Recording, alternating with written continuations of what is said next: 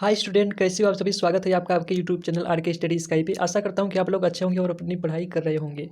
So students, आज की इस वीडियो में हम जानेंगे रूल्स ऑफ डिविजिबिलिटी यानी विभाज्यता का नियम।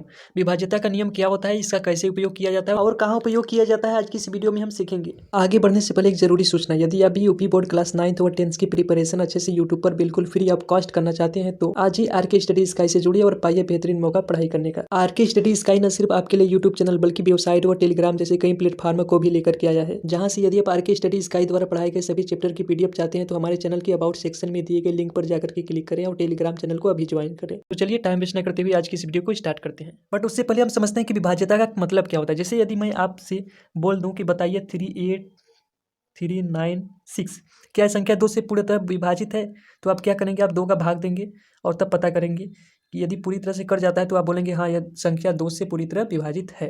क्या यह संख्या 9 से पूरी तरह विभाजित है, फिर भी आप क्या करेंगे, भाग देंगे और तब पता लगाएंगे कि 9 से पूरी तरह विभाजित है या नहीं। बट एग्जाम में आपको उतना समय नहीं मिलता कि आप भाग देकर के पता लगाइए कि यह संख्या 2 से 9 से 8 से 13 से 11 से विभाजित है कि नहीं है। तो इसीलिए मैं आपको एक शॉर्ट ट्रिक बताता हूँ जिसकी मदद से बिना भाग दिए किसी भी संख्या को आप पता लगा लेंगे कि ये किससे विभाजित है किससे नहीं। तो देखिए 2 से विभाज्यता का नियम यानी कोई भी संख्या 2 से तभी विभाजित होगी यदि किसी संख्या का इकाई अंक 0, 2, 4, 6, 8 या इकाई अंक सम हो तो वह संख्या 2 से पूरी तरह विभाजित होगी। देखिए 0, 2, 4, 6, 8, यदि आपने सम व विषम संख्या के बारे में नहीं पढ़ा है तो कोई बात नहीं, पढ़ लीजिए। बट याद रखिए इतना कि सम संख्या होती है जो 2 से पूरी तरह विभाजित हो जाती है, क्योंकि 2 भी एक सम संख्या ही है। तो जिस संख्या का इकाई अंक सम हो या 0, 2, 4, 6, 8 हो वह संख्या भी 2 से पूरी तरह विभाजित होगी।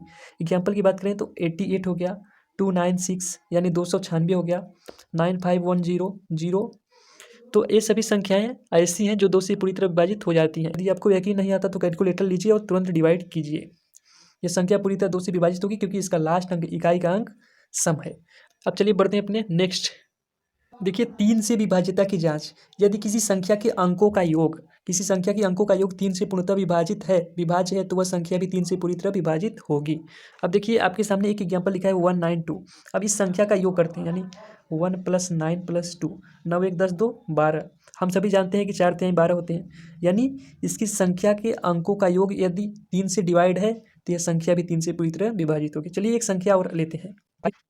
देखिए अब इस संख्या 5 + 2 + 2, 5 2 7 2 9 9 आ रहा है। अब हम जानते हैं कि 9 जो है 3 से पूरी तरह विभाजित हो जाता है, तो 522 भी 3 से पूरी तरह विभाजित हो जाएगी। आई होप आप अच्छी तरह से समझ चुके होंगे। अब बढ़ते हैं 4 से विभाज्यता के नियम के बारे में। 4 से विभाज्यता की जान। देखिए यदि किसी संख्या के इकाई और दहाई से बनी संख्या यानी लास्ट के जो 2 डिजिट आते हैं 4 से विभाजित हैं, 4 से विभाज्य हैं यानी इकाई और दहाई 4 से विभाज्य है, या किसी संख्या का इकाई व दहाई अंक दोनों शून्य हुए तो वह संख्या 4 से पूर्णतः विभाजित होगी। अगर इसके एग्जाम्पल की बात करें तो देखिए 47840, इसकी अगर इकाई और दहाई अंक देखा जाए तो यहाँ पर दोनों अंक शून्य तो नहीं है, बट इसका जो इकाई और दहाई अंक यहाँ पर लिखा है ना, इकाई और दहाई अंक यदि 4 से विभाज्य है यानी 40, इकाई दहाई 0 और 4, 40 4 से विभाज्य हम सभी जानते हैं, 10 चौके 40। देखिए 4 3 2 इस सब का पहाड़ा तो आपको याद होगा, तो ये पूरी संख्या भी 4 से विभाज्य होगी। इसी प्रकार दूसरा एग्जाम्पल है आपका कि लास्ट के 2 डिजिट यानी इकाई और दहाई दोनों शून्य है तो वह संख्या भी 4 से पूरी तरह विभाजित होगी, राइट। तो 4320 ये संख्या भी 4 से पूरी तरह विभाजित होगी। बढ़ते हैं नेक्स्ट 5 से विभाज्यता के नियम की जांच के बारे में। देखिए 5 से विभाज्यता की जांच कैसे करेंगे। यदि किसी संख्या का इकाई अंक 0 या 5 है तो वह संख्या 5 से पूरी तरह विभाजित होगी। देखिए इकाई का अंक 0 या 5 होना चाहिए तभी वह संख्या 5 से पूरी तरह विभाजित होगी। जैसे एग्जाम्पल की बात करें तो 435, यकीन नहीं आता तो इसको कैलकुलेटर से भाग दीजिए, 5 से पूरी तरह विभाजित हो जाएगी, एक भी दशमलव नहीं आएगा। यहाँ पर लास्ट में शून्य है, ये भी 5 से पूरी तरह विभाजित होगी, ये भी 5 से पूरी तरह विभाजित होगी। इसी प्रकार से बहुत सारे एग्जाम्पल भी ले सकते हैं। अब बढ़ते हैं नेक्स्ट। देखिए 6 से विभाज्यता की जाँच कैसे करेंगे। यदि कोई संख्या 2 व 3 दोनों से पूर्णतः विभाज्य है तो वह संख्या 6 से भी विभाज्य होगी, क्योंकि हम जानते हैं 6 का जो अभाज्य गुणनखंड होता है 3 × 2 होता है। तो कोई संख्या यदि 3 से भी विभाज्य हो या 2 से भी पूरी तरह विभाज्य हो तो ही वह संख्या 6 से पूर्णतः विभाज्य होगी। जैसे एग्जाम्पल की बात करें तो 192 यह 2 से पूर्णतः विभाज्य होगी, क्यों, क्योंकि लास्ट का इकाई अंक जो है वो सम है।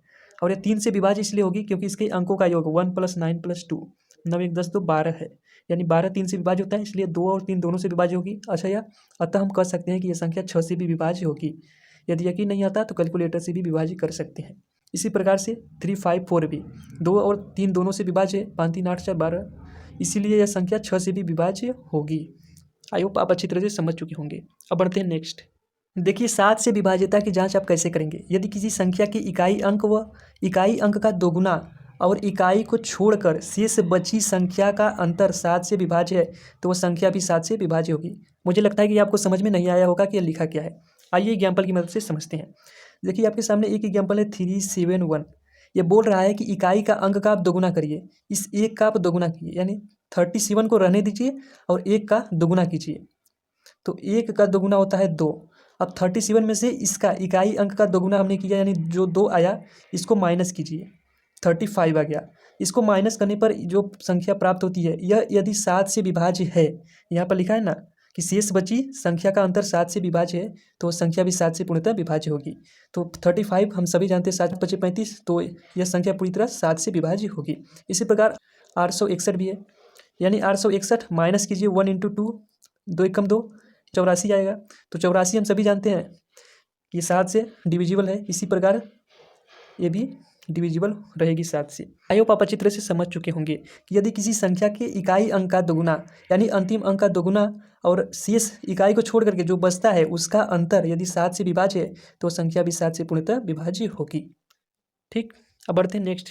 देखिए नेक्स्ट 7वां आपका आता है कि 8 से विभाज्यता की जांच आप कैसे करेंगे। देखिए यदि किसी संख्या का अंतिम तीन अंक मतलब इकाई, दहाई और सैकड़ा तीनों शून्य हो या फिर अंतिम 3 अंक इकाई, दहाई, सैकड़ा 8 से पूर्णतः विभाज्य हो तो वह संख्या भी 8 से पूर्णतः विभाजित होगी। यानी अंतिम 3 अंक जो आते हैं आपके वो यदि 8 से विभाज्य हैं या तो अंतिम 3 अंक शून्य है तो वह संख्या 8 से पूर्णतः विभाज्य होगी। अब चलिए इसके एग्जाम्पल को देख लेते हैं। देखिए पहला एग्जाम्पल है 52184।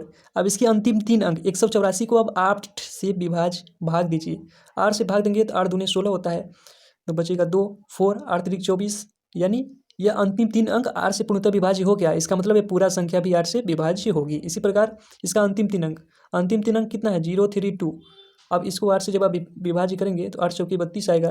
देखिए इस 0 लास्ट में शुरुआत में है तो इससे कोई फर्क नहीं पड़ता है। 032 8 चौके 32 कट जाएगा, यानी ये भी इसकी अंतिम 3 अंक वो 8 से विभाज्य है। इसका मतलब ये पूरी संख्या भी 8 से विभाज्य होगी। अब बढ़ते हैं नेक्स्ट। देखिए नेक्स्ट है आपका कि 9 से विभाज्यता की जांच आप कैसे करेंगे। यदि किसी संख्या के अंकों का योग, ये जस्ट जैसे 3 की आप विभाज्यता की जांच करते थे ठीक उसी प्रकार 9 से भी विभाज्यता की जांच की जाती है। यानी किसी संख्या के अंकों का योग यदि 9 से विभाज्य है तो वह संख्या भी 9 से पूर्णतः विभाज्य होगी। यानी 3 और 9 से विभाज्यता की जांच में सेम टू सेम कॉन्सेप्ट लागू होता है। आइए एग्जाम्पल की समझते हैं। पहला एग्जाम्पल है 5283। अब इसके अंकों का योग करिए। देखिए 5 2 7 होता है, 8 7 15 3 18। हम सभी जानते हैं 9 दूनी 18 होता है। इसका मतलब यह पूरी संख्या किससे विभाज्य होगी, 9 से भी विभाज्य होगी और 3 से भी विभाज्य होगी, ये भी याद रखिएगा। अब इसके अंकों का योग करिए। देखिए 9 2 11, 11 8 19, 19 5 हो गया आपका 24, 24 3 27। हम जानते हैं कि 27 जो है 3 से भी विभाज्य होती है और 9 से भी विभाज्य होती है, इसलिए संख्या 9 से भी विभाज्य है और 3 से भी विभाज्य है। अब बढ़ते हैं नेक्स्ट। देखिए नेक्स्ट है आपका 10 से विभाज्यता की जांच कैसे करेंगे आप। हम सभी जानते हैं कि यदि किसी संख्या का अंतिम अंक यानी इकाई का अंक 0 हो तो वह संख्या 10 से पूर्णतः विभाज्य हो जाएगी, क्योंकि 10 जो है लास्ट में 0 रहेगा तभी कटेगा, नहीं तो नहीं कटेगा, नहीं तो पॉइंट में आ जाएगा। जैसे 530 हो गया, 1230 हो गया। इस अगर कोई अन्य संख्या होती है जैसे 123 10 से विभाज्य करेंगे तो क्या दशमलव में आ जाता है। इसका मतलब लास्ट का अंक 0 होना ही चाहिए 10 के लिए। सो स्टूडेंट ये समझ में आया कि नहीं आया कमेंट में जरूर लिखिएगा, और वीडियो पसंद आए तो वीडियो को लाइक शेयर एंड सब्सक्राइब करना ना भूलिएगा। Thanks for watching this video.